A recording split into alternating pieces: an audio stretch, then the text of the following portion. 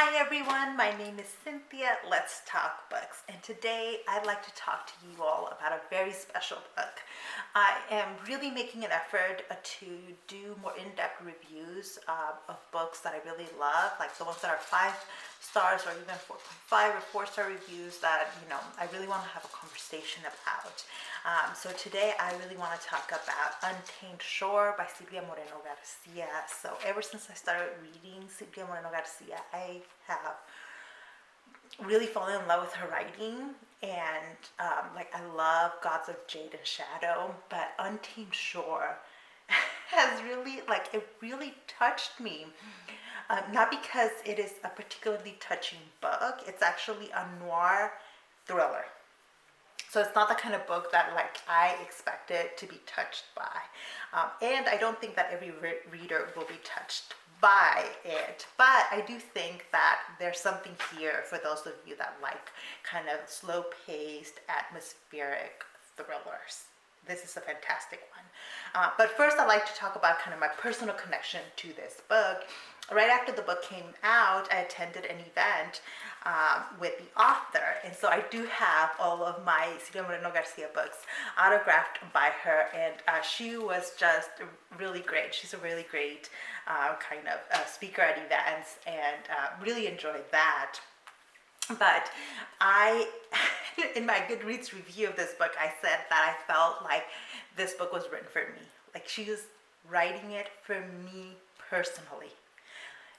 And she was not. I'd never even met her. She's probably been working on this book for ages.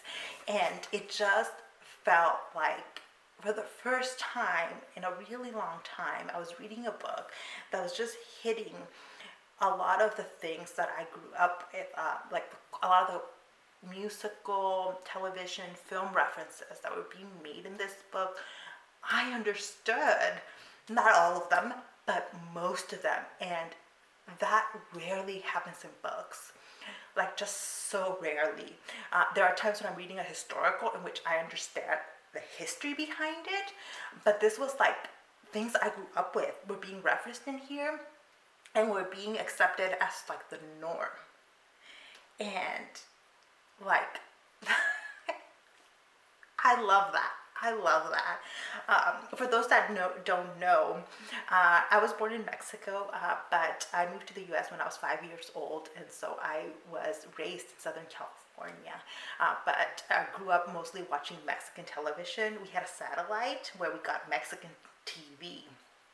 And it wasn't until late in middle school that I started watching American television and listening to American music. So a lot of things that I grew up with are actually all Mexican culture things, and I just don't see them referenced in books a lot, but here they were. All right, before I get too carried away, what the story is about. So we're following the main character Viridiana in this small town in Baja California. It's the fictional town of Desengaño. And it's kind of like a fishing town. That there's a shark on the cover, even though sharks don't really play a big role here, because one of the ways in which the little town makes money is because they hunt sharks, and you can go down to where that is happening and take pictures of the sharks and all that. That's not a big part of the story, so don't worry. Although there are scenes in which you see the shark bodies being displayed. What the story really is a coming of age story of Viridiana, who is a young adult, and she's ready to fly the coop. She's ready for more. She craves more. She wants to go to Mexico City and really explore the world. She wants to go to France. She speaks 4 different languages and can translate 4 different languages. And in fact, that's how she makes a little bit of money, is by giving tours for the tourists in this little town. And she's very good at it, right? She is highly educated. She reads a ton. And she's just this little town is just not enough for her, right? And I honestly didn't connect a ton with that because that wasn't my particular experience. Like, I did experience that moment of like, oh goodness, I need to get as far away from my family as possible. But that was a really short-lived period in my life, and mostly I'm just really connected and really attached to my family. So I didn't particularly relate to that part. It was kind of other things in there that I related to the most. One of the themes that really stood out to me in the book was that of sex. Uh, it comes up on several different instances, especially because it's a small town.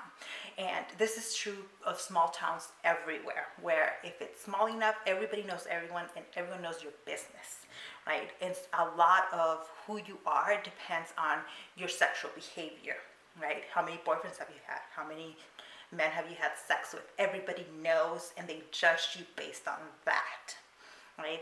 And in this small town, kind of Catholic morality really dominates, and Viridiana has felt like she cannot even look at a boy because she will be judged based on that. And her reputation is everything in this small town. And so for a while, she was going along, doing everything that was expected of her, doing everything like her mother basically wanted her to. But she's sick of that. In come these American tourists, and she is going to be staying at their home, translating and helping around with things at the home.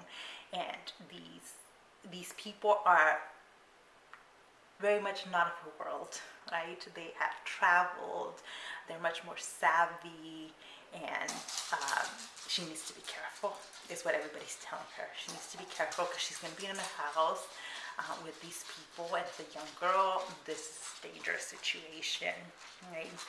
So sex is treated as taboo, as alluring, but ultimately as the factor that determines your value and virtue, especially as a woman. And that felt very real to me, of like small town Mexico. But like I said, small town anywhere is probably also the case here.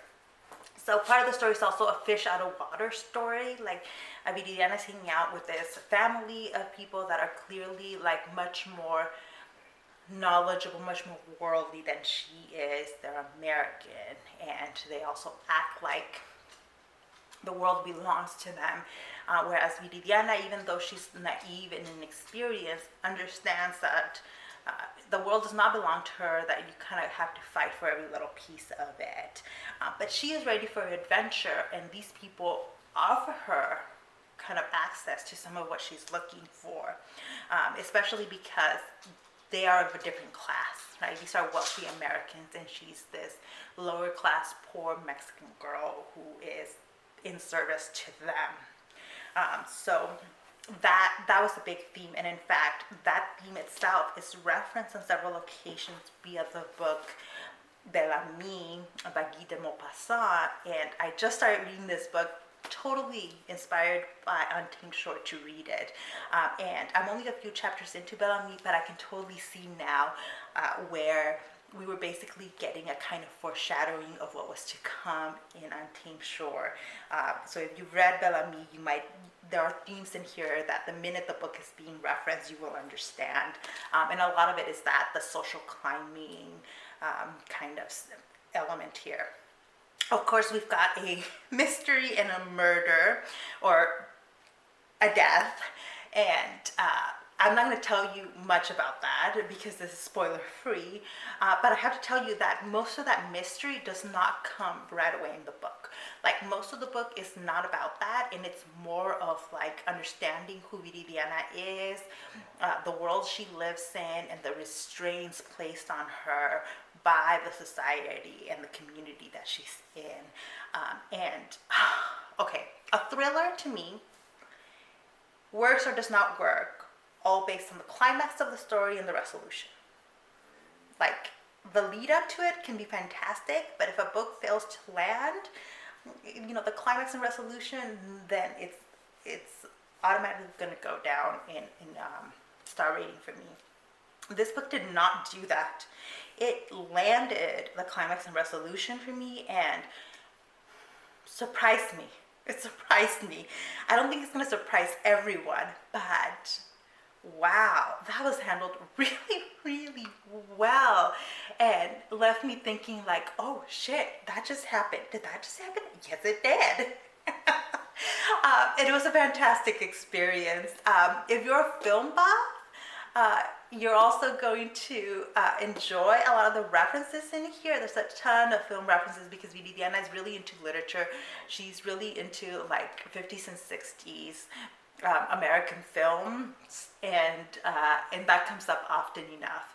Viridiana is also, at one point, she becomes really obsessed with the idea of Paris and of like going to Paris, and that's another way in which I personally like felt connected to the book.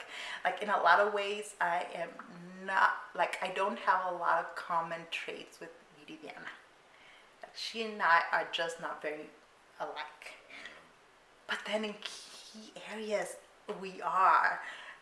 The whole like you know, her passion for reading, her passion for film, her desire to go to Paris, like those are all like really important parts of who I am. And seeing them in a character that was, you know, had my same skin tone, who is Mexican girl, it was just like, I don't know how to explain it because it's just so rare that that happens, right? Even as the publishing world has become a little bit more diverse and we're getting more diverse stories, like I still find it really rare when I can connect with a character like that. And it's fantastic. I just loved it so much. So I'm really excited for Mexican Gothic, which is Silvia Moreno Garcia's next book coming out this year. But and because Gods of Jade and Shadow just came out very recently, I feel like Untamed Shore is going to get lost in the shuffle. But don't let it get fall through the cracks. Take a look at Untamed Shore, especially if you're into like noir thrillers. I think you're really going to enjoy that. Now, if you prefer action-packed thrillers, this might not be it, because it doesn't get action-packed until like the last third, and then you're at the edge of your seat. But before that, it's a slow-paced, atmospheric kind of book. I loved all of that. I loved it. But if you don't, it might not be for you. So I want to kind of clear warning for everybody out there. So yeah, now that I have officially reviewed this book, I'm going to go out and look at all the other reviews people did. So if you made a review of this book, you'll see my comment in your video coming real soon, as I usually upload those before I film a video on a book. But yeah, let me know if you read Untamed Shore, if you are interested in it at all, or you know, just if you clicked on the video just to hear me chat. Let me know as well. But thank you so much for watching, and I'll see you in the next one. Bye.